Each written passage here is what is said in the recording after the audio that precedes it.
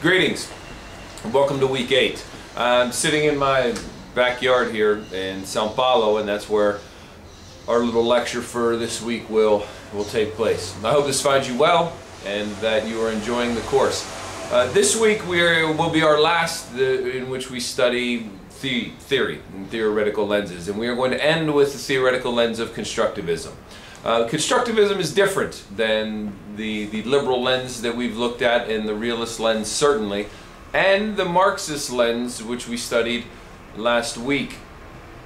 Constructivists see social relationships as being as important, or in some cases more important, than material capability. So the wealth and the power of a nation isn't necessarily the determining factor in relationships between states in the international system.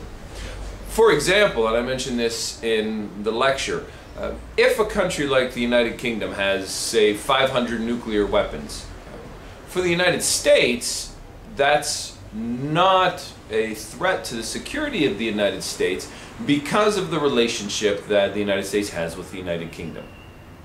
On the other hand, the relationship that the United States has with Iran makes the possibility of Iran acquiring one nuclear weapon a great threat to the United States, or at least that is how the Obama administration is understanding the relationship between Iran and the United States. And so it's not about material capabilities only, because if it were, then the United Kingdom would be more of a threat to the United States than a country like Iran or even North Korea.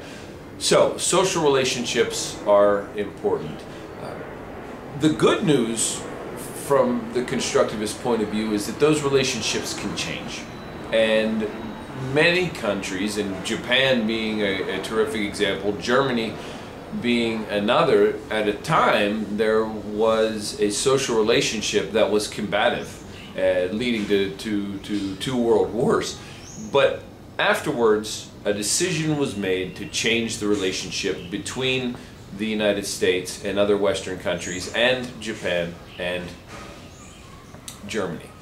So the idea is that since we've created these relationships can change. And if the relationships can change, then many of the problems that we face in the international system can not only be managed. And it's important to note here that much of the realist lens and the liberal lens are about managing problems, about managing the difficulties within the international system. Constructivism is a little bit different, and in my view a little bit more hopeful, because it says that we can solve problems and that we can put an end to some of the difficult situations that continue to plague the relationships in the international system.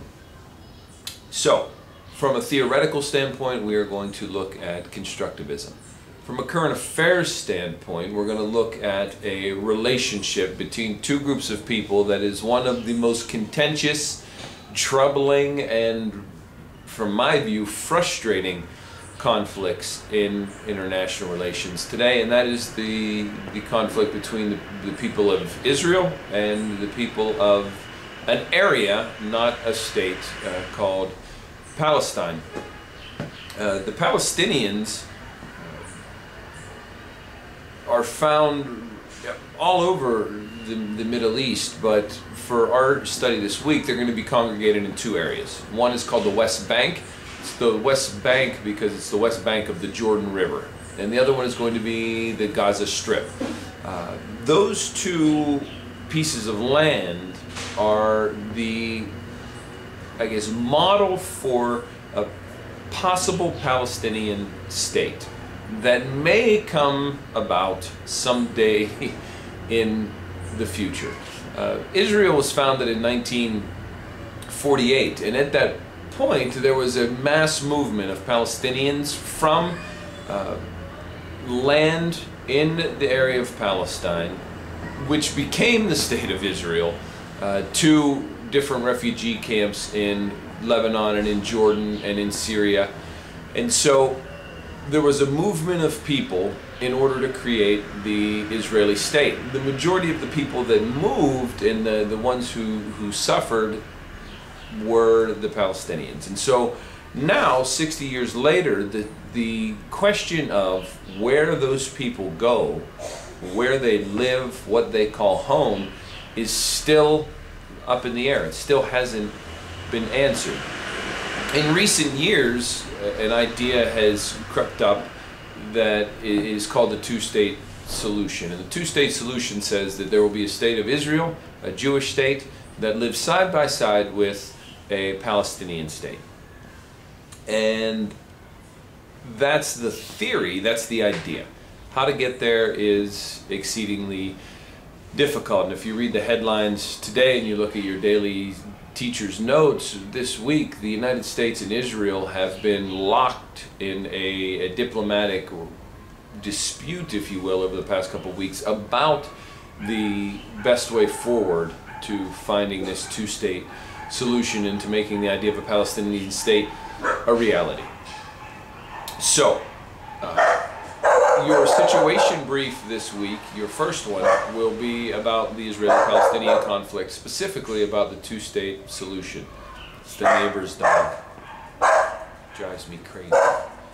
So, the two-state solution will be the first brief. The second one will be a PowerPoint that outlines the Israeli-Palestinian conflict from the beginning of the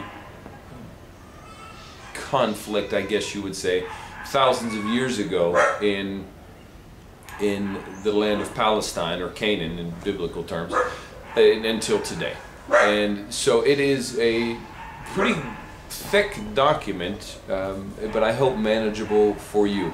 The Israeli-Palestinian conflict is incredibly complex, and the layers are so deep that to understand it, it takes weeks and months and years of study.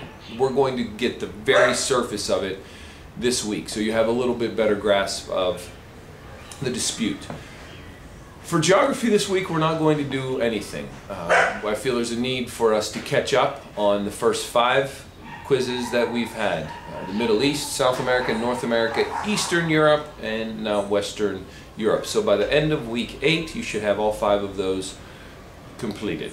Week 9 is going to be our midterm break. And during that midterm break, you are going to only have one assignment, and that is going to be to read a speech and assess it through the theoretical lenses that we have studied for the first semester.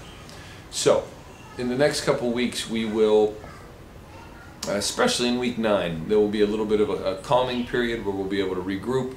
I know that this class has been pushing you. I know that time is an issue, that we're all busy. But once again, I thank you for the work that you're doing. I encourage you to continue, and I am thankful that you're taking the course. Have a good week 8, and I will see you online.